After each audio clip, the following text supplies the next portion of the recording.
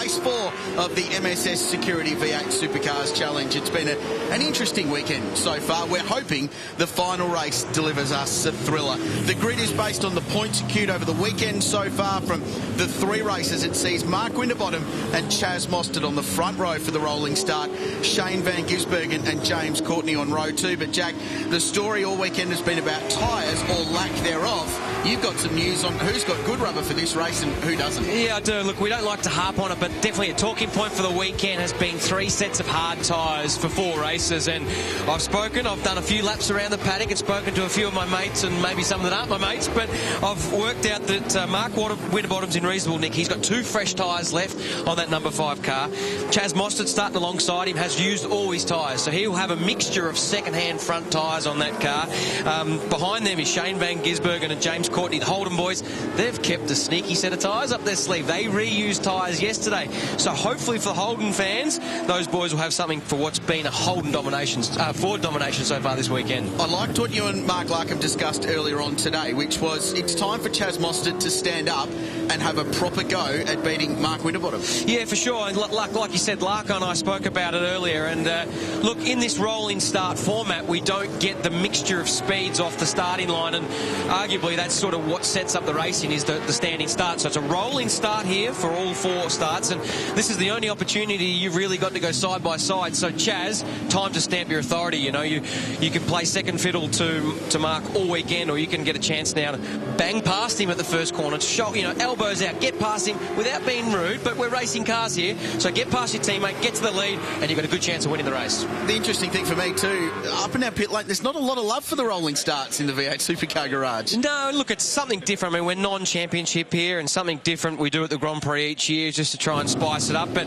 I dare say we need to probably look at getting back to a standing start, because the drivers like it. It mixes up that first few corners and it mixes up the results, but equally the second row of the grid's just as exciting. We've got Shane Van Gisbergen and James Courtney have been fighting it out for third and that final spot on the podium all weekend, and that's continued from Adelaide, where they had a fantastic battle and James came out on top. And those boys with fresh tyres, they need to pounce here on the first lap. The first corner is critical, getting a jump on the rolling start. It's just 16 degrees here at Albert Park, a cool morning. Track temperature 29 at the moment, so vastly different conditions to what was quite a warm day yesterday, especially when the V8 Supercars were on the racetrack. So they'll grid up side by side for the rolling start, the final round of the weekend. It's non-points, but the points do count to decide the overall weekend winner. And this start is a lot harder than it looks. I mean, the 2 in front, Mark and Chaz, have got completely clear view, but when you're behind that car in front, you actually can't see past the rear wing, so you've almost got to go off the car in front, which means, you know, it's not as good a start as you could like, because we're waiting the starters' orders now. Green flag, but we're not in the acceleration zone. They are now, and then it's up to the pole sitter to go. They went early in the back, and Andre Heimgartner, drama spins. Nick Percat turned around, and there's massive damage for Marcus Ambrose too. Down into 1 goes Mark Winterbottom and ran the outside. Mostert. Van Gisbergen to third. Courtney's been shuffled back and spins Lowndes. Lowndes and Bright get into each other on the exit of 1.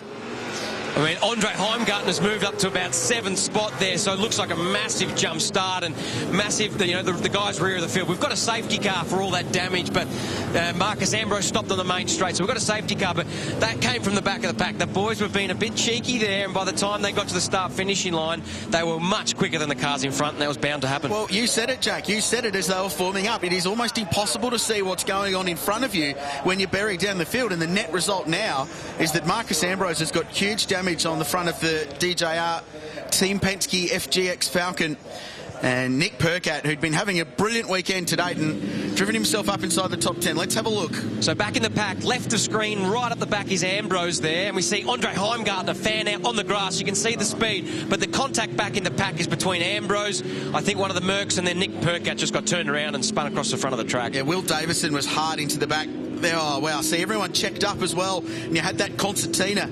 It's like peak hour traffic on Punt Road. Everyone sort of backs up, the brake lights go on, and this is what happened at 2. You can see Whincup down the inside made contact with Courtney, Heimgartner was miles up the road from where he started. He started 19th and he got up to 5th, so I dare say that won't be considered a legal manoeuvre. But, you know, it's all a product of not being able to pass on the racetrack. You know, you're trying to make the most of the rolling start. We normally see that variation with standing starts, and Jason Bright's made contact there. He was, you know, an innocent bystander there.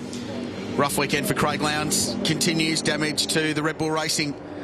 Mate, we see this every year. We have, you know, reasonable races to start the weekend, and then it's gloves off Sunday, and we've seen that already. Will Davison has damage. The marshals have got some work to do.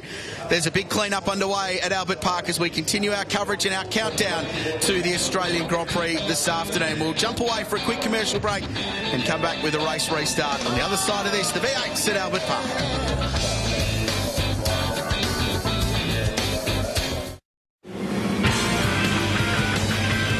Coming into this weekend's non-points V8 Supercar event, a lot of the drivers up and down pit lane talked about the potential inevitability of dramas with the double file rolling start. Well, it took 4 races, but it's come to pass with dramas at the start of the 4th race of the V8 Supercar weekend here at the Formula 1 Rolex Australian Grand Prix with Jack Perkins. I'm Richard Crail. Big damage early to a lot of cars. Marcus Ambrose still being recovered from the pit straight. So too Nick Percat. We just saw James Moffat in the number 99 Nissan Altima driving out of pit lane with rear damage on his car. It's a big clean-up, Jack, and there'll be a lot of frustrated people up and down pit lane. Yeah, I mean, I've been fortunate enough to speak with a few of the boys over the weekend, and the guys up the back have been speaking about how you can jump the start. And what happens is the leader sets the pace between 50 and 60 kilometres an hour. The guys at the back of the field are hanging back, and by the time the green flag drops as they're accelerating, they could be doing 80 or 90 Ks trying to get a run-up on the leaders. And you can see what happens there when there's not a lot of room to go and there's not a lot of visibility. You just collect the car in front, and that's what happened to Nick Percat. He got drilled in the back, spun around across the front of the straight, and it's resulted in a lot of damaged race cars on Sunday morning. And unfortunately, you know, we won't get the opportunity to see what could have been a full race. So it is Winterbottom, Mostert, Van Gisbergen, Courtney the top 4, Whincup 5th, Slade, Tander, Kelly, Heimgartner 9th from 18th, and he was involved in a lot of the dramas and went very early. You'll see it here. Watch for the Super Black Racing forward.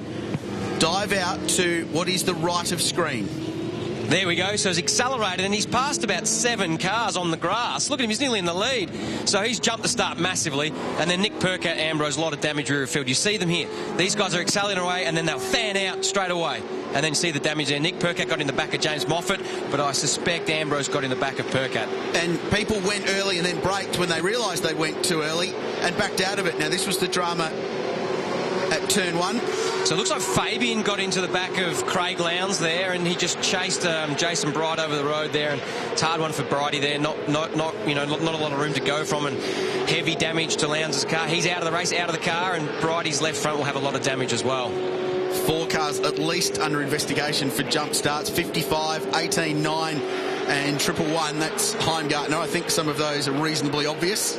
That will result in, at the very least, a pit lane penalty to get them to the back of the field. The cars out are Craig Lowndes, Jason Bright, Nick Percat, Will Davison, who's not having a brilliant weekend, and Marcus Ambrose. Larko, what's the mood in pit lane? Well, quite sombre, actually, Richard. I mean, I've just been up, had a look at Lowndes' car. It has copped a decent whack, so they're underneath having a bit of a look at that. You can see Jason Bright's car behind you. Not that hard, but it's actually pushed in behind there. There's a radiator support panel that's moved the rate. But you know what I reckon's just happened? I actually reckon we've seen the death 50 to 60. And in fact, I like it. There is no statistical evidence over the last couple of years when we played with this to show that it creates any more damage. But then right now we have seen one of the rare instances where it has. I've already spoken to a lot of team owners and a lot of drivers over the last couple of days. They actually don't like it. For me, it's more about what are the fans like. I'd ask them. But I really do think we might have just seen the end of it somehow. I think you're right, Larko. I think that might be the end of rolling starts. I mean, the standing starts have been a hard part as a driver, you know. I mean, they're incredibly difficult to get these cars off the line, and it creates a lot of entertainment because people get better starts, people get worse starts, and when you start in a rolling motion, it almost sets it up. Once you get through turn 1, that's the only opportunity you get to go side by side with some of the guys. And a quick turnaround too for these teams with Simmons Plains round coming up in just 2 weeks' time.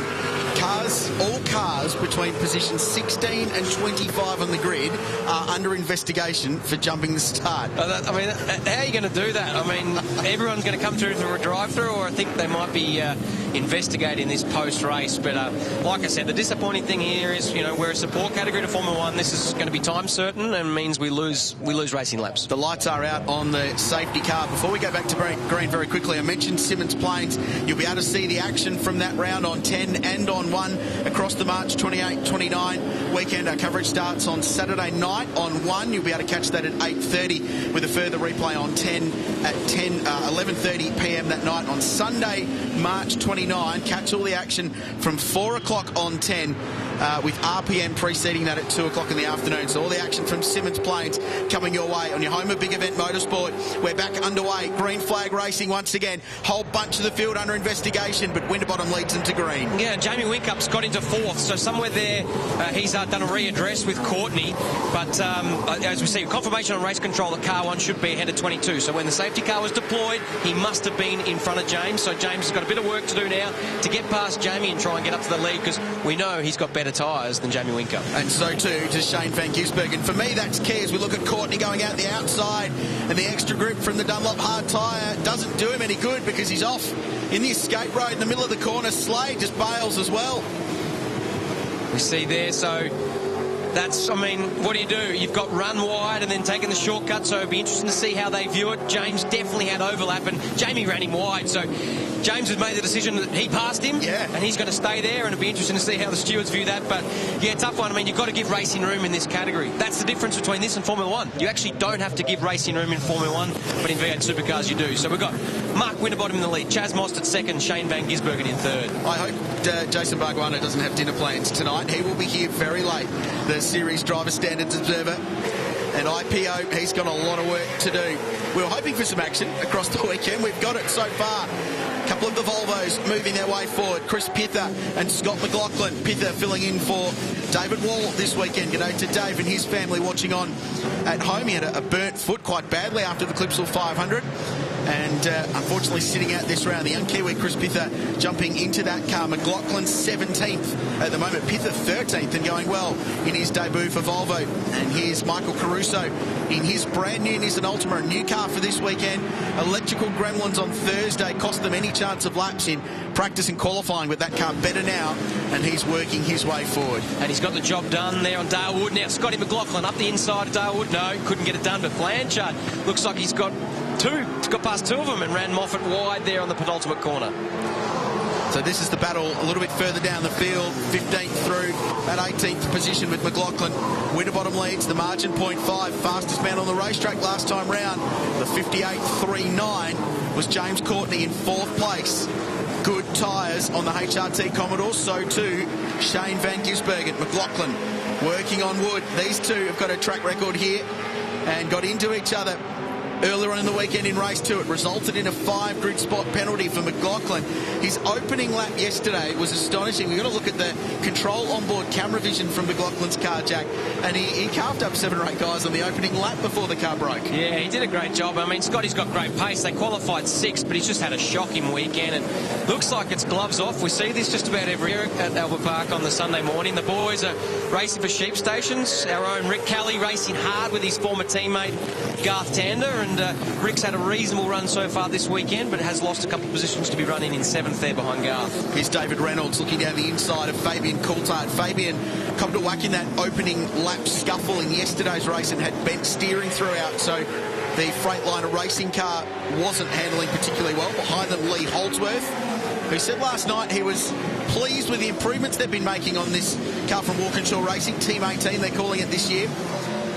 Just chipping away, improving over the course of the weekend, and no doubt drawing on a great run from Tim Slade in the super cheap car and the 2 Holden Racing Team entries this weekend. They've all been fast. So back to the lead group. James Courtney looking very, very racy. His fastest lap was the lap before, but he took a little shortcut after Jamie ran him off the road. So he knows he's got good tyres. He's pressing on here. He's got Shane in front of him.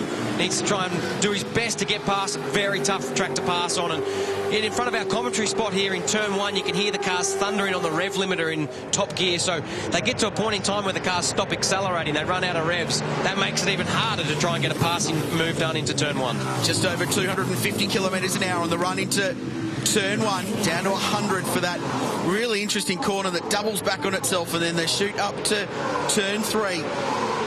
Where would these two guys in particular, the two Holden drivers, be getting the biggest gain on their comparatively new tyres compared to the two cars in front? Yeah, I mean, we've spoken about it throughout the weekend, and it's the unique nature of this track where this sequence of corners in particular, they all flow into one another. And it sounds like a silly thing to say because every racetrack has corners following corners, but it's such about momentum here. You see this corner here as Pithas just nudged Caruso wide, and he's in the middle of a Volvo sandwich, and that's almost a square up from Grobbo there as Scotty's behind him. These boys are racing incredibly hard for what is 14th, 15th and 16th. That was an accident without any damage, Jack. That was very, very close to being turned into the wall. Mark Webber said in free practice yesterday that if you find the wall there, you don't have any chassis left. So it's a very, very tight bit of the racetrack. Here's Holdsworth down the inside of Fabian Coulthard, 10th place. Up for grabs between these two. Behind them, Heimgartner, full-time in V8 Supercars this year. Made his debut in the Bathurst 1000 last year in the wildcard entry from Super Black Racing. This new team out of New Zealand down the inside of Coulthard, but can't quite get it done. And you see there, Fabian just missed the apex through the high-speed turn 11, and then look how much ground they've lost to the car in front, just racing hard, and Andre tried to get a pass done. Fabian sort of let him have a little bit of a look, but didn't get the job done. Here's the Volvo freight train. Pitha leading the Nissan of Michael Caruso. There's Scott McLaughlin, 15th. Caruso, 14th. Pitha, 13th. Heimgartner, 12th, has dropped a couple of spots. Van Gisbergen is flying at the moment, though, and he's right up behind Chaz Mostert this time by. Yeah, it looked like Caruso was lining up Pitha for a return serve into the second last corner, but back to the lead here. You said Shane Van Gisbergen with those fresh tyres, so the answer is the cars are going to be better everywhere with fresh tyres. They've got more grip on the lateral load, more acceleration, more traction, and more importantly, better braking grip. So when he gets close enough to make a pass, he's going to have a little bit more braking grip and hopefully be able to sneak up the inside of Chaz. And we've spoken a lot this weekend, Jack, about the fact that it's hard to follow through these fast corners. Here goes Shane. The Kiwi looks up the inside. And all that does is allows the leader to pull away. Look at the margin Winterbottom's got, even in just a couple of corners with Mostert offline, having to defend a little bit. And those three corners, like I said, it's all about flow. So you see how much ground Chaz lost. He went defensive on Shane, and then James was right on the back of him through that. It's a bit like joining a straight together through that sequence of corners because you need to maintain acceleration and keep the flow up to keep the speed up. Finish my point. I was going to say that the new tyres will help following that car closer through the corner, and we're already seeing that from Van Gisbergen. You mentioned over the weekend that very difficult to follow close with the high-speed corners for these cars at this spot. Round the back to turn 11. 240 k's on the entry here. 240 k's at the apex if you're Lewis Hamilton on pole for the Australian Grand Prix. That amazing pole lap yesterday. But Mostert, those Pro Drive racing cars have been so good through there. Yeah, they have. And we've talked about aero, and in particular with the Formula 1 cars. But V8 Supercars, you can visibly see the rear wing, but the front bumper bar actually works as a front wing as well. It's got a big under tray section, and when you're tucked up against the car in front of you, their wash, or their wind wash of the rear wing takes away that front downforce. So Shane here with better tyres, he's got better mechanical grip, which hopefully capitalises what he loses in an aerodynamic sense. Winterbottom pulling away here as they finish the way they run. He will, of course, win the weekend. It's an overall point score, 300 to his credit if they finish as they are. Mostert and Van Gisbergen battling over the final two spots on the podium at the moment. Courtney and company, Whincup 5th, and Rick Kelly back up to 6th. Dropped back down the order a little bit in race 3 yesterday, but was pretty happy with the speed of the Jack Daniels Racing Nissan. Garth Tander in the mix, David Reynolds just inside the top 10. So we've had confirmation it's back to 11 laps, so we've still got 3 to run, and Shane has got great car speed over Chaz, and he'll be trying to find the weaknesses now, working out where he can get the job done because he's got superior car speed. And James in the background there, he's driven away from Jamie Whincup, so that shows he's got more car speed than car 1. Renee Winterbottom watching on from the back of the Pro Drive Racing Australia Pepsi Max Crew Garage. We've spoken a lot about the fact this isn't a points round, and Courtney come back to that because he's got a great run. but won't be close enough to get a move down the inside. Do you think, yes or no answer, if this is a points round, would the racing have been different over the course of the weekend? No. It's a tough one because all these guys up the front are putting their best foot forward. Sure, people at the rear of the field have had some dramas and maybe aren't. As we see a locked left front there from Chaz. So he's pushing hard. Hopefully no tyre damage there. And if there is tyre damage, he's going to be very vulnerable now for the rest of the race. But we've got Larko down in the pits. What's happening down there, mate? Well, no, I was just going to add to the conversation there. I mean, if you wanted to improve the quality of racing, and really it's been actually quite good so far today, for me, V8 Supercars, you've got to look at the tyres. I mean, I don't think it's right to send the guys here with 3 sets of hard tyres for 4 races. Some of them have been on a bit of a tyre economy run. Some have been conservating tyres, which for me is not right. I just think if they're on 4 sets of soft tyres, we'd be in a better thing. It's a great opportunity to put on a great show, and we should be doing it.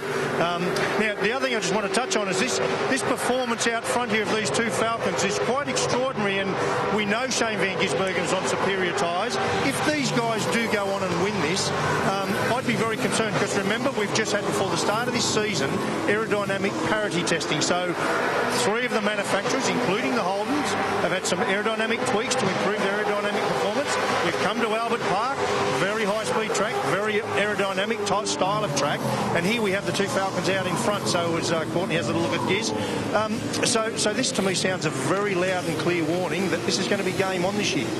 Yeah, it's interesting, Larko, that after the Clipsal 500, Tim Edwards said, look, it wasn't aero that was our result there. We just weren't quite on the money in Adelaide. Other teams did a better job.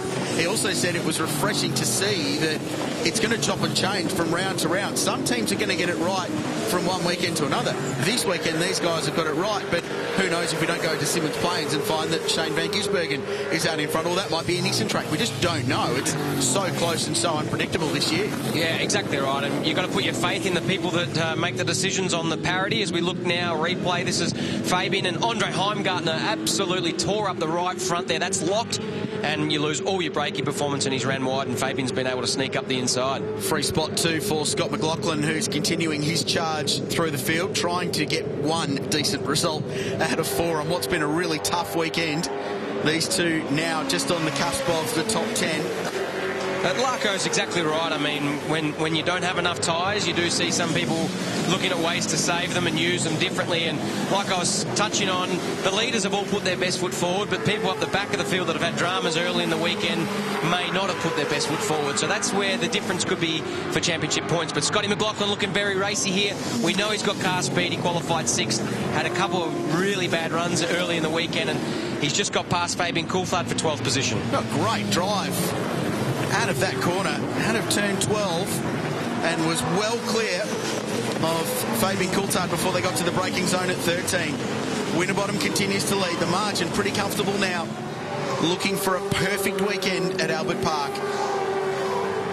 So Scotty McLaughlin started 23rd and he's up to 12th. So that's a great job there. And battling back here in the pack, that's Pither down the inside, covering position to Michael Caruso for 15th and 16th. So Pither's racing hard there. I think Chris has done a solid job this weekend. Last minute call up to get in the car. No secret, I think, around the paddock that this is an audition, if not early practice for an enduro driver this team later in the year. This is busy though. Ash Walsh on the outside, 3 wide. There's going to be fireworks here, 3 wide, and Michael's looking pretty racy and maybe a little bit angry. He's using the bumper a little bit on Chris Pither, but Dale Wood there up the inside.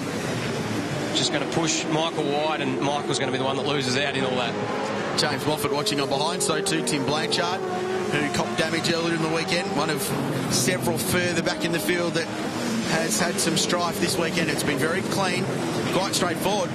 Dramas just breaking through one of the bollards there on the run up back of Albert Park.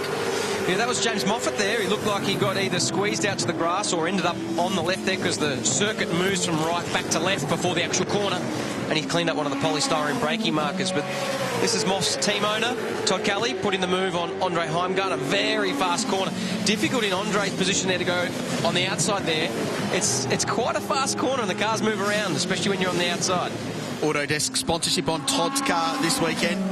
Recently certified on a Pilatus PC12 was Todd, so it probably makes the trips home to Mildura a little bit straightforward. Back up to the family property up there. A few of the boys into their aviation, and Todd's certainly probably one of the best pilots out of these boys. If we look at a replay here, Moff, a little bit of overlap on Tim Blanchard, who just didn't give him any room, and very close not to touch the wall down there, and Moff would have just gathered it up and got going, no harm, no foul, but he'd be disappointed that he didn't get any racing room from Tim there. Yeah, a little bit of contact too with the LDM car on an already patched up Steadfast Nissan Ultimate, the 99 car. Aero changes for those cars this year. We're looking forward to seeing Nissan right at the front of the field all season long. 1 to go. The MSS Security V8 Supercars Challenge here at Albert Park.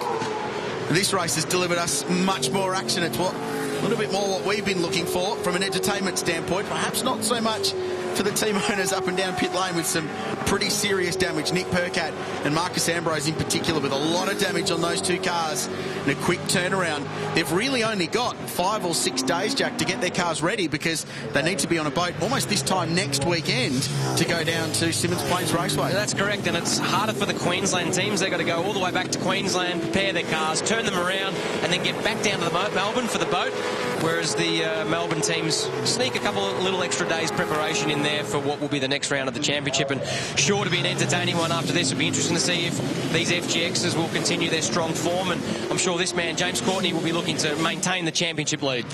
He'll be keen to try and find a way past Van Gisbergen, perhaps in the final few corners, see if he can get himself onto the overall podium for the weekend. At the moment, the round result would be Winterbottom, Mostert, Van Gisbergen, which is the way they run on the road. What an emphatic statement it's been for the Pepsi Max crew here at Albert Park. Comprehensive in qualifying, all 4 races, clean and hard racing between the teammates. Mostert hasn't quite been able to beat his teammate, but it's been a perfect blue weekend for the Blue Oval. 1 and 2, a sweep for Pepsi Max crew at Albert Park, and Winterbottom wins the MSS Security Challenge. Big victory and a big statement for the Blue Oval, and off the road on the final lap goes Chris Pither. Yeah, I dare say that was that angry battle pack down the field for Chris. He's come off second best by the look of that. But, yeah, a great result there for FPR as we see Tim Blanchard and Dale Wood battling hard for 16th and 17th place. Looks like Tim Blanchard has got the passing move there done on Dale Wood. But like I said, a great effort. You can't take away from Mark Winterbottom and Chaz Mostert to have 4 1-2 finishes for Pepsi Max crew. That's a great job. That's a big result. We confirm the results for you. Winterbottom, Mostert, Van Gisbergen and Courtney, we know. Whincup and Tander. A consistently quiet weekend, I think, for the number 2 HRT Commodore. Solid job from our own Rick Kelly, P7. Yeah, good job for Rick. First Nissan home there. Tim Slade, David Reynolds, Lee Holdsworth coming in 10th. That's an improvement over the course of the weekend. Scotty McLaughlin, great job to get up to 11th. Heimgartner there, who we think may have fudged the start a little to be 14th. Tim Blanchard back down there, and Dale Wood, James Pither and Chris Pither there, who we saw off in the dirt. Interesting racing all weekend long. The V8 Supercars here at Albert Park.